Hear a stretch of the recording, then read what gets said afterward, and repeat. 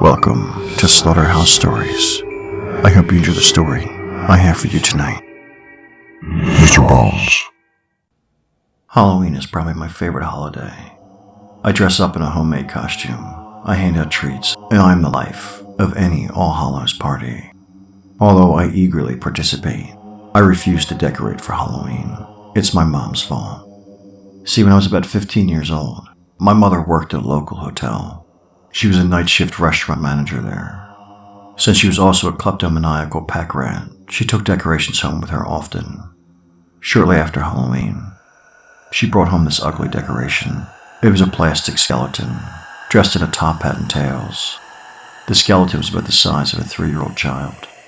It was painted a dim ivory, the color of old bones. She shoved the ugly thing in my face. "Isn't it the greatest? Come closer and check it out," Mom said excitedly. When I got closer, I shrieked as the stupid thing spoke. Well, to be more accurate, it screamed at me with glowing redness in its empty eye sockets. Boo! Happy Halloween! Turned out, the skeleton had a battery pack in it that powered 2 red LEDs and a speaker hidden in its skull. Real funny, Mom. Scare your kid out of 10 years of her life. I asked her to take the batteries out of the pack.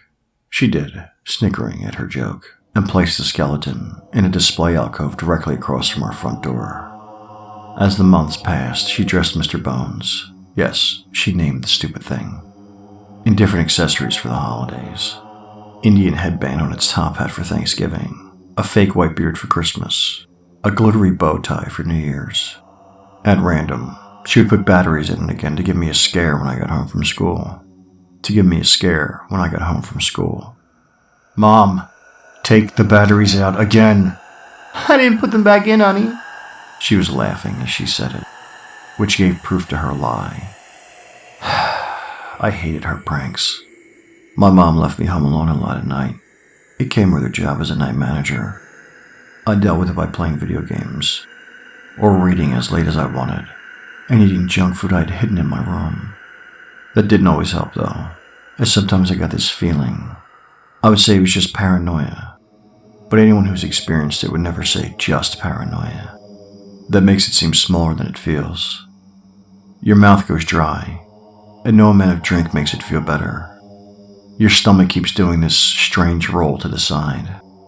Your breath becomes shorter, and all you can think about is how stupid easy it would be for someone to get into your place and make short, bloody, violent use of you. I decided to take the batteries out of Mr. Bones once and for all during one of these fits. I didn't need a stupid thing shrieking at me when I was like this. I took the batteries out and decided to clip one of the wires to make sure. As I picked the skeleton up and turned it over, it occurred to me that the decoration was a bit heavy. It felt heavier than plastic should be. I knew the hands were plastic. The little bony hands were obviously made from a bad mold. So was the skull. After I clipped the wire, I opened the tuxedo shirt and felt the ribs. It didn't feel like plastic. It felt colder and a little like stone, a little like wood. There were strange grooves in the area where the heart would be on a normal person, notches like something had been forced there. I had never felt bone, but those ribs felt like how I imagined bone would. I quickly buttoned the shirt back up on the doll and flung it into the alcove. I was going to head to bed now and tell Mom about this in the morning. Maybe she could take the doll to the police or give it a proper burial. I turned to head up the stairs. Boo. It was said quietly, not screamed this time. My head whipped around. Light came from the eye holes of the doll's skull, beaming red at the ceiling. After I'd clipped its cables and taken out the batteries. What the fuck? I didn't wait for an answer. I ran up the stairs to my room and locked the door. I left all the lights on and refused to come out until morning.